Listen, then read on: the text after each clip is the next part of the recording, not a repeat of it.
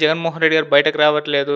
Form హౌస్‌కే పరిమితమయ్యారు. అప్పుడప్పుడే వచ్చి press మీట్‌లు పెడుతున్నారని చెప్పేసి వీటన్నిటికి కౌంటర్‌గా ఇప్పుడు ఆయన జనవరి నుంచి ఒక యాత్ర మొదలుపెట్టబోతున్నారు.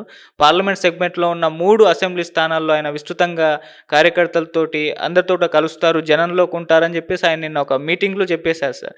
మరి ఇప్పుడు మళ్ళీ ఆయన జనంలోకి తిరగడం ఇవన్నీ కూడా చేసుకుంటే ఏ విధంగా ఉంటుంది సార్? మళ్ళీ బ్యాక్ వైసీపీ పార్టీ కమ్‌బ్యాక్ అయ్యే అవకాశం ఉందా సార్?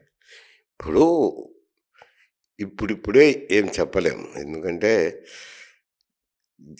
గత ప్రభుత్వంలో చేసిన అవకతవకలన్నీ ఒకటొకటే బయటకొస్తున్నాయి. హ్మ్. సారాయి కుంభకోణందైతేనేమి, తిరుపతి లడ్డు వ్యవహారం అయితేనేమి, హ్మ్. ఇసుక కుంభకోణం అయితేనేమి, ఈ రఘురామరాజు కేసు విషయంలో అయితేనేమి, పాతయన్నీ ఒకటొకటే బయటకొస్తున్నాయి. అవును.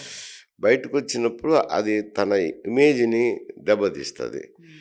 ఇప్పుడు ఈ కార్యక్రమాలు చేపట్టి తన ఇమేజ్ దెబ్బతినకుండా ఉండడానికి అతను ప్రయత్నం చేసుకోవాలా. హ్మ్. దానికేమైనా చెయ్యొచ్చు.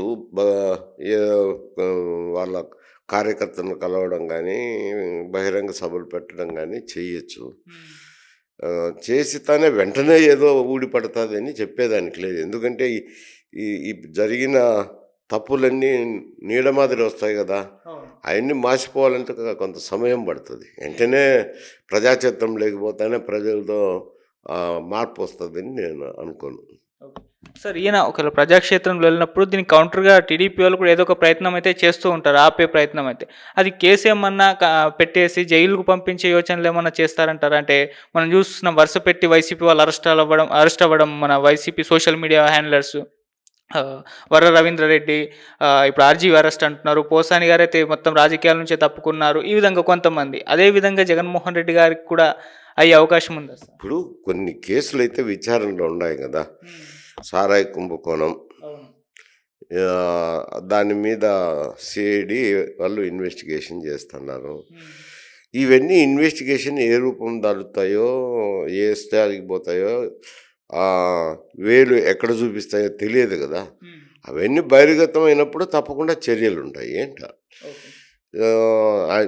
ఇది ఈయన ఏదో ప్రజల్లో పోయి కలుస్తానే ఒరిగిపోతుందని వాళ్ళు చర్యలు తీసుకోరా. ఈ దర్యాప్తులు జరిగి ఇతను నిరూపితమైందంటే తప్పకుండా చర్యలుంటాయి. ఓకే. సరే ఇటు రాజ్యసభ 3 సీట్లు ఖాళీగా ఉన్నాయంటే వైసీపీ వాళ్ళు ముగ్గురు రిజైన్ చేశారు. Mopidevi garu and Beeda Mastan Rao and R Krishnaiah. ఇప్పుడు ఆ 3 ప్లేసెస్‌లో కూటమి నుంచి ఎవరు నిల్చుంటారు అన్నది కూడా ఒక చర్చ జరుగుతుంది. అంటే టీడీపీ ముగ్గురిని దించుతుందా? లేకుంటే జనసేనకు ఒకటి, బీజేపీకి ఒకటిచ్చి టీడీపీ ఒకటి తీసుకుంటుందా? లేకుంటే టీడీపీ 2 పోటీ చేసి జనసేనకు అన్నా, బీజేపీకి అన్నా ఒకటి ఇస్తుందా? అని ఒక చర్చ అయితే జరుగుతుంది. దీని మధ్య ఒక వివాదం కూడా నడుస్తుంది వాళ్ళ మధ్య అన్నట్టుగా ఉంది సార్. ఏం చెప్తారు మీరు? ఇప్పుడు మోపిదేవి రమణానంటే జనసేనలో చేరినాడు. హ్మ్. కాకపోతే ఆయనకు 2 సంవత్సరాల కాల వ్యవధి ఉంది. హ్మ్.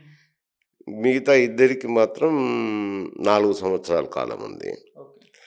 ఇప్పుడు కా కా పార్టీ బలాబలాలు చూసుకున్నప్పుడు శాసనసభలో 3 సీట్లు గూడా ఫ్రంట్‌కే వస్తాయి. ఓకే.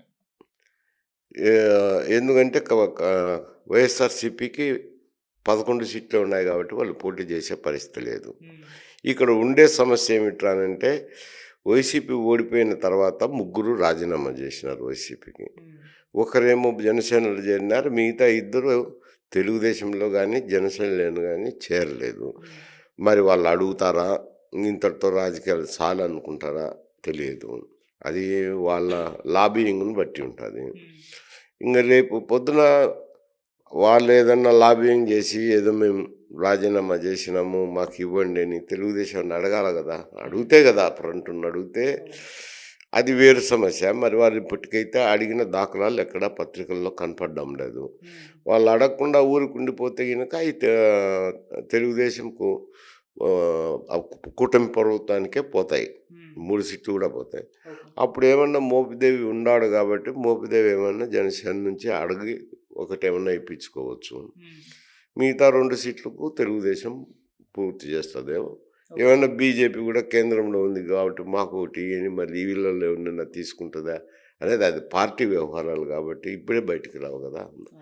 నోటిఫికేషన్ వచ్చినాక ఇవన్నీ సమస్యలొస్తాయి. ఓకే. అంటే మొన్న పవన్ కళ్యాణ్ ఢిల్లీ వెళ్లారు కదా సార్! అప్పుడు దానిపైన కొన్ని రూమర్స్ స్ప్రెడ్ అయ్యాయి. అంటే బీజేపీ కన్నా జనసేన కన్నా ఈ 2 కలిపిట్లో ఒక్కటే సీట్ ఇస్తాం. అది మీరు చర్చలు తీసుకోండి అని టీడీపీ చెప్పినట్టుగా టీడీపీ 2 స్థానాల్లో పోటీ చేస్తుంది. మీరు ఒకటి తీసేసుకోండి. దానికోసమే పవన్ కళ్యాణ్ ఢిల్లీ వెళ్లారు. అక్కడ వాళ్ళతో చర్చలు జరిపి ఒక సీట్‌ని నాగబాబు గారు ఇప్పించడానికి ప్రయత్నం చేశారు అన్నట్టుగా వార్తలు వినిపించాయి. కాకపోతే నాగబాబు గారు నేనైతే పోటీ చేయనని ఆయన చెప్పేశారు. మరి ఏమో అది అది వాళ్ళ అంతర్గత వ్యవహారాలు కదా! దాన్ని కామెంట్ చేసేదానికి ఏముంది? 3 సీట్లయితే కూటమికే వస్తాయి. అది మాత్రం ఖచ్చితంగా చెప్పగలము. కూటమిలో వాళ్ళు ఏ విధంగా పంపిణీ చేసుకుంటారనేది ఆ పార్టీల అంతర్గత వ్యవహారము.